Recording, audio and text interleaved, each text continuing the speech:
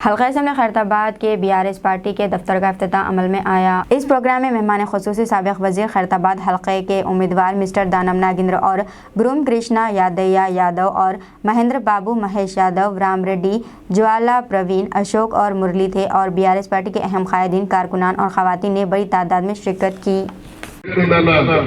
ఎందుకు డౌట్ వచ్చింది రామునికి అంటే అన్నా లేదన్న ఖైరతాబాద్ ఇట్లా కార్పొరేటర్ అరే మర్చిపోయా బాబు నేను పుట్టిననాడా నాకు అన్యాయం చేస్తారా అని చెప్పాడు అంత ధీమాన కాబట్టి నేను ఎక్కువ సమయం వేయలే బస్తీలలో చెప్పాను 2 రౌండ్లు చెప్తే మన కృష్ణ యాదవ్ చెప్పాడు అన్న ఇంకా 3 బస్తీలు మిగిలిపోయినాయి అంటే చివరిగా మనం చేయాల్సినటువంటి కొన్ని బస్తీలు ఈ రోజు దానికి కూడా ఒక రూపకల్పన చేసి చెప్పాను పొద్దున్నే ఎలాగ చేయాలి।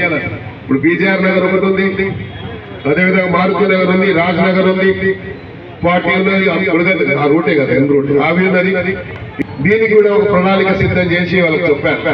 ఇవన్నీ ఎందుకు చెప్తా ఉన్నారంటే ఈ రోజు ఉన్నటువంటి మన కార్యకర్తల మీద గురుతరమైన బాధ్యత ఉంది।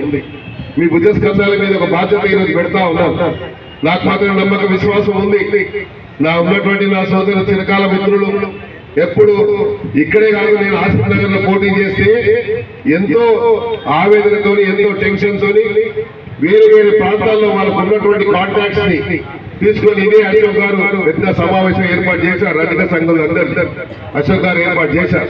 చందు గారు తిరిగారు, గంగపుత్ర సంఘంలో తిరిగి చందు మహేందర్ తిరిగి బోయిగూడ కమాండ్ లో ఉన్నటువంటి చాలా మంది నాకు దగ్గరుండి కల్పించారు। ఎందుకంటే అలాంటి అప్పుడు బీజేపీలో పనిచేసాం। ఇలాగ అందరూ కూడా చూస్తే కృష్ణ యాదవ్ గారి ఇక్కడ ఉన్నటువంటి ఇదే నవీన్, ఇదే రాజు, ఇంకా పేర్లు చెప్పాలంటే చాలా మంది, బస్తీ సురేందర్, ఇలాంటి వాళ్ళు చాలా మంది బస్తీలలో తిరిగి, అంజయ్ గారు వీళ్ళు కూడా తిరిగి బస్తీలలో చెప్పారు। బస్తీలలో తిరిగితే ఆ రోజు ఉన్నటువంటి బీజేపీ జెండా మోసే వారు కూడా దానం నాగేందర్ గెలిపి చేస్తే బాగుంటుందంట అని చెప్పి ఆలోచించి నన్ను 3 పర్యాలు అడిగాను, గెలిపించారు। 3 పర్యాలు ప్రతి సందర్భంలో కూడా నేను 20,000, 17,000, 27,000 తక్కువ లేకుండా గెలిచాను। మీ అందరి దయ వల్ల ఇక్కడ నుంచి గెలిచాను 2 సార్లు।